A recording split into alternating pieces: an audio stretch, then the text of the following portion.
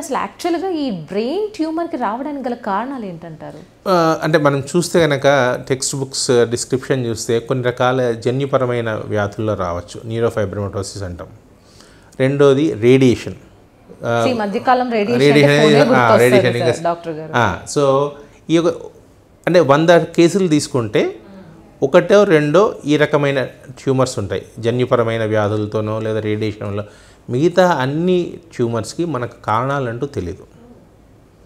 So so ఈ యొక్క అంటే ఒక పేషెంట్ ఒక ఫ్యామిలీలో కనుక ఈ రకమైన జన్యుపరమైన వ్యాధులు ఉంటే, న్యూరోఫైబ్రోమటోసిస్ అని, ట్యూబరస్ స్క్లెరోసిస్ అని కొన్ని రకాల వ్యాధులు ఉంటాయి. అటువంటి పేషెంట్లు అనేది స్క్రీనింగ్ చేసుకుంటూ ఉండాలి. వాళ్ళు అది కామన్గా వస్తుంది కాబట్టి they are more often susceptible. అందుకనే వాళ్ళు ఒక 2-3 సంవత్సరాలకు ఒకసారి ఎంఆర్ఐ చేయించుకుంటారు. అదర్వైజ్ ఇదమిత్తంగా మనకు ఏ కారణము తెలియదు.